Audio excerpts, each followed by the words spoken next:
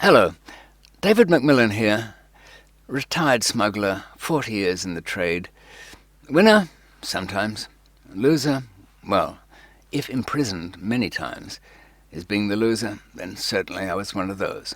But what did I get? Experience. And some of those experiences taught me a thing or two, or at least, if it taught me nothing, gave me a different viewpoint. Some of which I'll share tonight on the subject of encryption safety and hiding and disguising your communications. Recently, across Europe and in Britain, there have been many arrests connected with Encrochat. Encrochat was a telephone system which gave you a handset for, $1,500 or so, and it not only allowed encrypted communications, it had a facade. Well, they were usually Google Pixel phones with an Android front. Once you got past that innocuous-looking front, you were allowed onto the servers, which would permit encrypted conversations with your friends, with people you used to talk to, your business associates. And unsurprisingly, amongst those people who enjoyed privacy and demanded it were a bunch of criminals.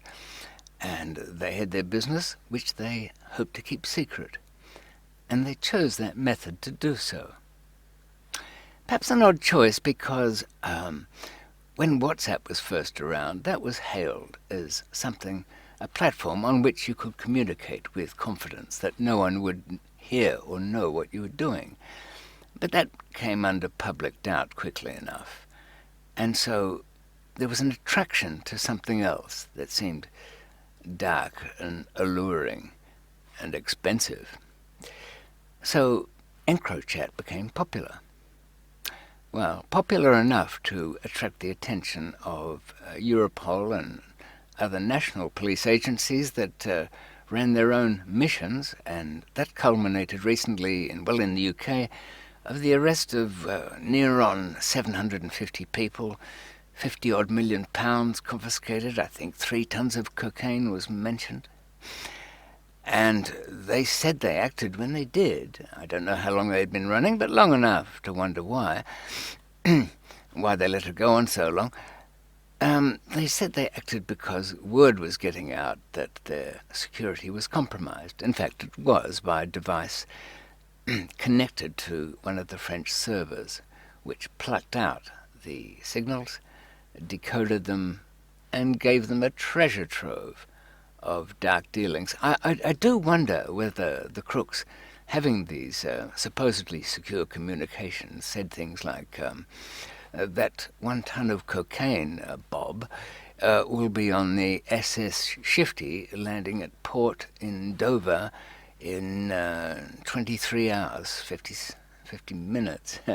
No, I just can't imagine such a conversation. They would have, being anything like the people I knew when I was in the trade, put up a very feeble mask of giving code words to things. Some are ludicrous, like referring to marijuana as green and white cars for cocaine. Anybody can see through that, and you're really only setting yourself up for an opportunity for some police expert come the trial, which there'll certainly be, saying, well, I'm the expert in criminal slang, and white car means cocaine. Jury. I think the Albanians, some I knew, used to talk about drugs as though they were girls. I don't think that really did them any good, because they got somehow suspected of running prostitution rings, and another form of slavery seemed to come up. That's not really the good deflection you want, is it? So, why did they trust all that?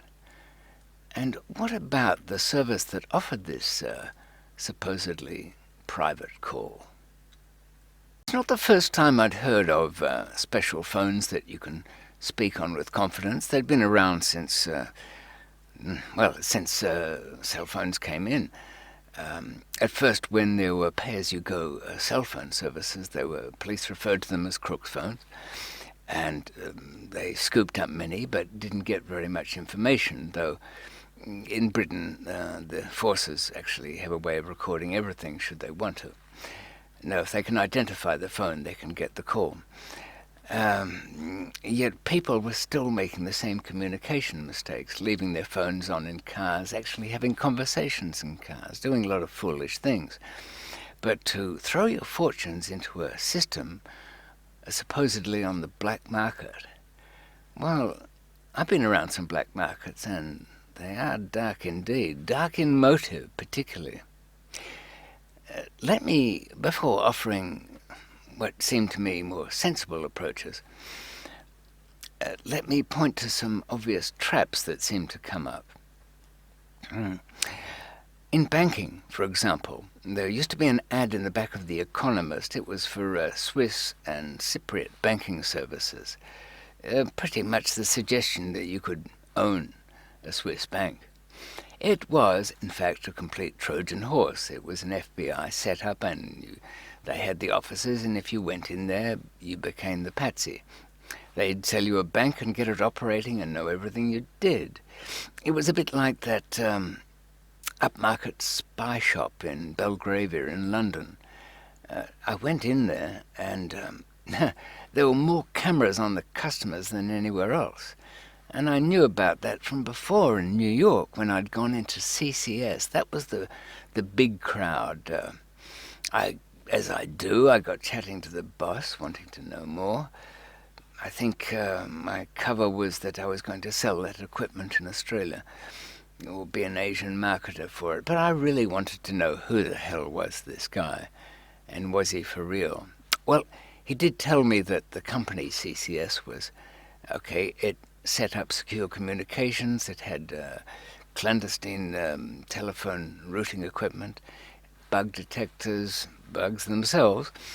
And it came about when a lot of technicians from the CIA were out of a job when, I think in the 70s, following Watergate, was it?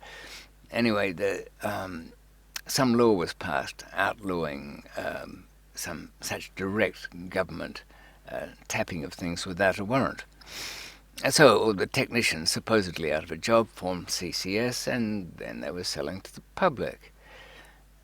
So I tested the idea by buying one of their bug detectors in New York for, it was highly expensive, $3,000 it was. And when I got it home, I pulled it to pieces, of course.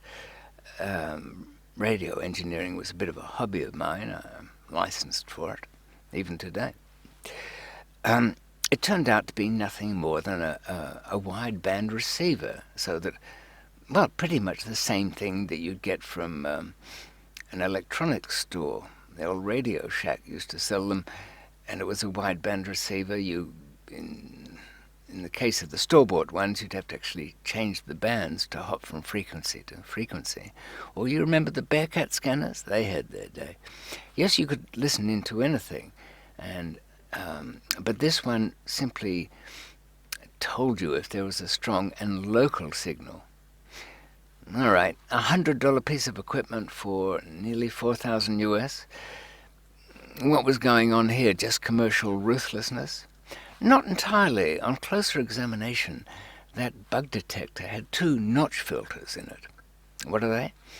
Well, they are little filters that stop you from receiving 2 particular frequencies.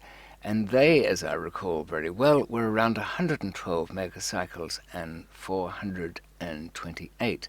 Now, these were not often used, but they were frequently used for bugs made by the police agencies. So why would they be selling a piece of equipment that was no good for the very agencies you were hoping to detect? Why? For the obvious reason that they, too, CCS was a Trojan horse. It was created to bring in the saps, hoping the criminals would walk in. Now, let's fast forward to today, and instead you feel like you're going somewhere exotic and deep by going on the web. There'll be a lot of nonsense connected with your purchase, Bitcoiner accepted, yes, of course. Perhaps dubious profiles of the owners, giving them some sort of credentials, usually military. I like military grade.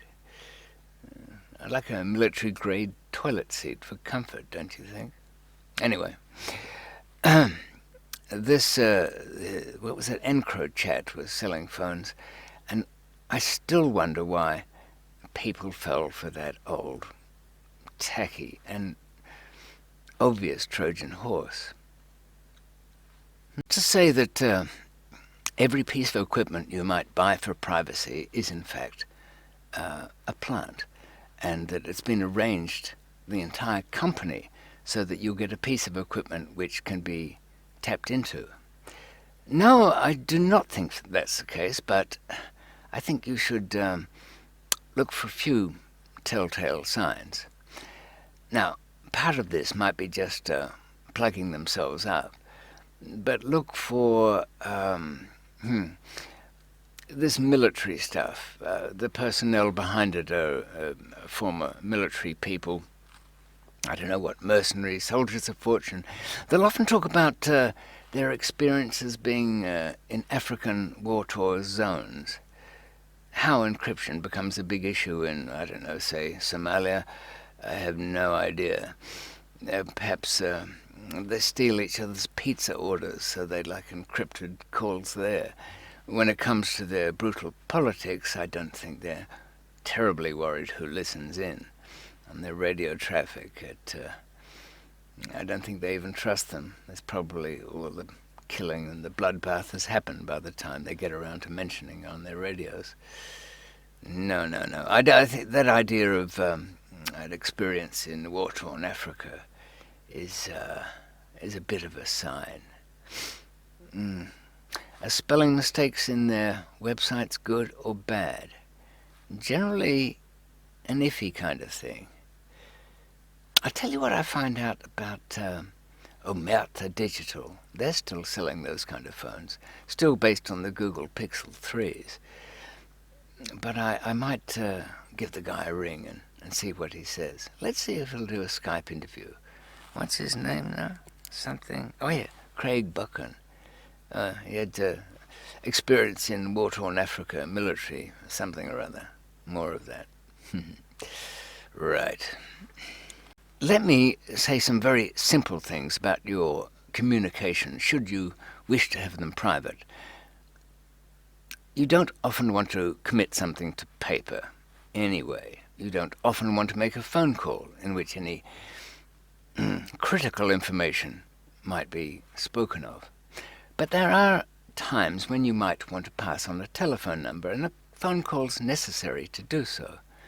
Then just use very old-school methods. When it comes to numbers, use the transfer code of making a number represented by a letter. So you pick a phrase that has non-repeating letters in it that at least amounts to 10 letters, that is. Let's take Frozen Days, where F stands for 1, R for 2, O for 3, and so on, ending in 0. Now, rather than say, when I used to use it with Michael Sullivan, we wouldn't say, oh, Michael, make a note of this number, it's TPX, and so on. No, we used to make up some conversation in which we'd have cause to name a lot of people. Michael would say, I went to one of Jerry's parties the other day. It was Jerry because that can be spelt with a J or a G, and it triggered you to know that what followed, the names that followed, were to be noted. Oh yes, how was the party, I might say? Well, Veronica was there, and Albert, of course, the boyfriend, and, well, they got drunk.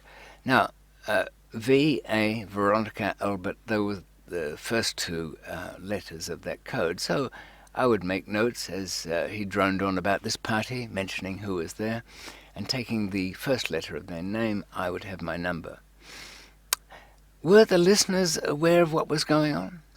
Perhaps so, but they would have to spend an awful lot of time Well, a very great length of time trying to decode that one. And by the way, the the area codes you have to leave off. You have to know at least where you're talking about. What I'm talking about, country codes. If you use that system, which includes country codes, England is 44, a double number, and so two repeated names, that would restrict it to country codes. No, you don't want to use the country codes. It tips your hand on that one. But really, in any business, well, you should at least know the country you're dealing in. And there's one other thing. If there's a longer message, you can use the double dictionary code. Yes, this is old school, I told you. You and your friend both have dictionaries. The smaller and handier they are, the better. Now, perhaps it should match in with the purposes of your travel, or you might just have a lot of them. Say a Serbo-Croatian translation dictionary to, Pashtun. Wow, well, I don't think there is such a thing, but, the more exotic and rarer, the better. What you find is that every word you're trying to translate, and you have to know one other language, so we usually used English, Dutch, say, for example. Every word in the dictionary would have a page number and a place number, that is a word number. So you would have 3 numbers for the page number, and generally no more than 2 for the word number. So with 5 digits you have a word, and you can write that down. Now there's some other disguising tips. You know that block for a word is 5 numbers, but they don't. But if you leave them in sets of 5, that will kind of give cryptologists a bit of a clue, and a pretty big one at that. So you make it a stream of numbers, and also you start with something that throws the sequence out. A couple of other numbers added at the beginning and some at the end, so that the start position of the actual numbers that count are not readily discerned.